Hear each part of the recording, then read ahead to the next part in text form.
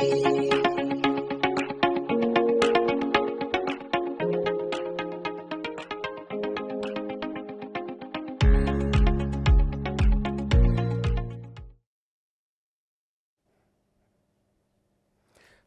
and welcome to our second podcast show. I'm your host, Derek Allen. And I'm Isaac Yeager. Today we'll be talking about climate change and the recent events that have occurred on our planet. Joining us today is Finn Trainer. Given Hurricane Melissa's devastating impact on Jamaica, with tens of thousands displaced and dozens dead, do you see this as a consequence of climate change? Of course, all hurricanes really are is a function of a bunch of energy in the Gulf of Mexico. And so because as global warming keeps rising and we keep trapping a lot more heat in our atmosphere, a lot of that heat is going to the tropics and on the Gulf of Mexico. So because of that, it's allowing so much more energy for these hurricanes to actually be able to exist and be as powerful as possible. I mean, even the wind speeds were 7 to 10% higher than they would have normally been without it. Wow. And the flash flooding has gotten a lot harder because of that wind speeds. So all it is just a bunch of energy being trapped because of that heat. And then once it gets up into the atmosphere, that hurricane's able to build a lot more as it moves towards Jamaica or anywhere else. Big question on climate change. Have we reached or passed the point of no return for planetary recovery?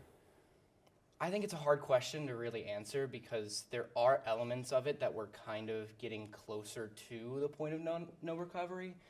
There's always a hopeful message to it, though. We have so much that we really can do to start slowing it down. I don't know if we're close at all to the point when we can reverse it, or if we will be able to reverse it at all, but I think we definitely can slow it down to stable everything out. If anything, the thing that needs to be able to stabilize our entire atmosphere is the Earth itself. We're not going to be able to do so much towards the Earth itself without its help as well. So it's more about working with the Earth and trying to hope that we can, but there are certain elements that we're definitely too far gone. Going down under, it's been acknowledged that the Great Barrier Reef has been rapidly deteriorating, and given new evidence that some corals can actually adapt to these rising temperatures, reef's outlook will only carry certain resilience. What do you think about other species surviving while others going extinct?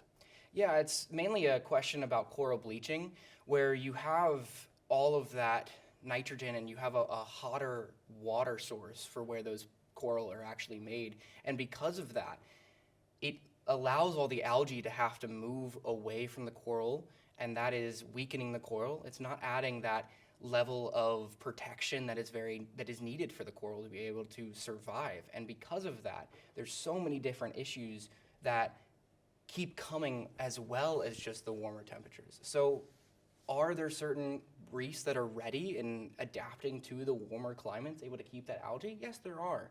But at the same time, you also have to look at the fact that there's so much more carbon being pumped in to the actual water, the carbon dioxide that's being brought around our atmosphere because of pollution.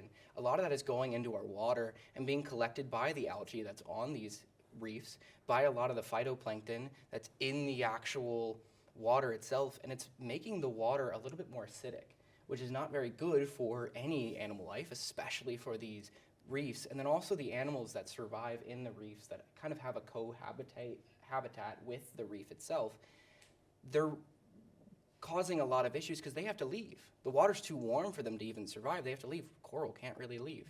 So there are certain ones that are adapting, but I think we are unfortunately at the point where our reefs will never be the same.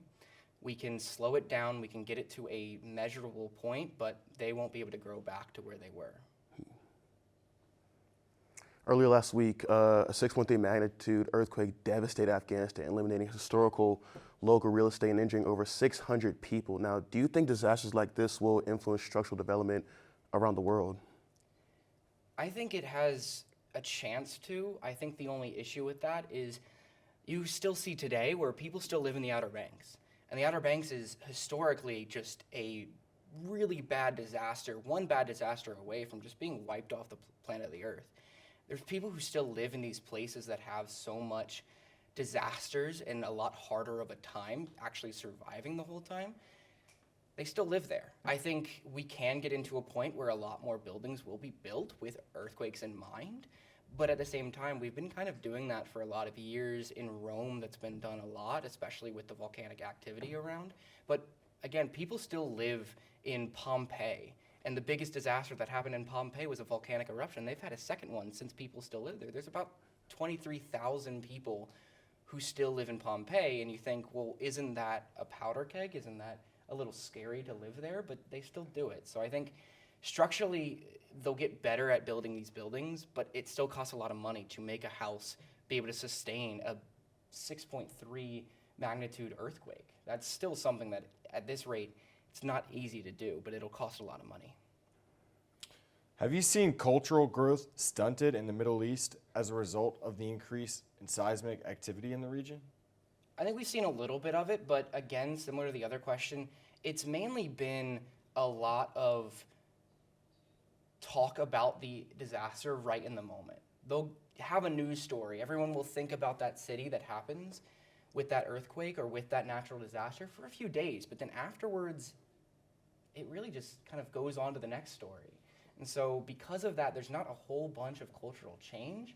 I think some places have definitely been hit harder, and they're looking out for a lot more stuff, but I don't think anywhere is really going to shift its mentality from either not living there or living there with certain aspects. I think everyone just still is like, a disaster has happened, it lasts for 2 or 3 days, and then they move on. Sure, very interesting. Now we'll go to a quick break.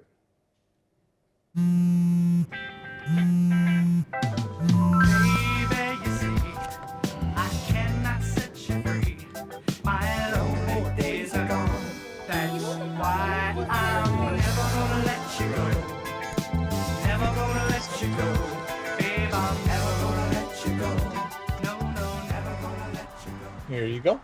Thank you. Thank you.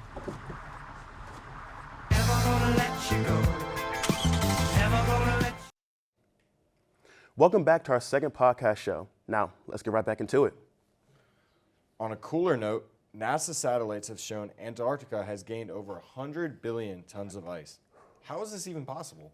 It's possible because of climate change, actually. A lot more moisture and a lot more water is being brought up into the Arctic Circle, but then also in Antarctica as well, as it's being dropped down. And because of that, there's a lot more chance for these snowstorms to be a lot more large and have a lot more of that snow come down on the area. And when you have a lot more snow, that snow keeps layering on and packing, and that's what ends up making these icebergs and these glaciers. So because of that, we've actually gotten better because of climate change, but there is a little bit of a caveat to that as well. Sure. Is it too soon to say that we may have reversed the effects of climate change? I would say definitely. I think to say that we reverse the effects of climate change is a little bit of a survivorship bias in a sense of like, we found water on Mars, which is great, but we can't live on Mars. So while we are coming back from the disasters that are going on and a little bit more ice in the Antarctic is great, you have to take into account that we've been losing ice at a rate of 100 billion tons per year for 20 years. And so even though we just gained 100 billion tons in 4 years, we're still running into that issue where we've lost 10 times that amount and plus just over the course of time, that now even though we are gaining some, it's not as much as we really need to really start reversing that. And at the same time as well, as we're raising more and more, it's more of like a ski slope where you have that little bit of a ramp at the end. It kind of will go up a little bit, but then it'll slow back down as we continue to kind of destroy our planet. Definitely. Well, you've really provided us with some great perspective. I think I can speak from Derek and I both that we really appreciate you coming in here today, Finn, and we'll see you next time.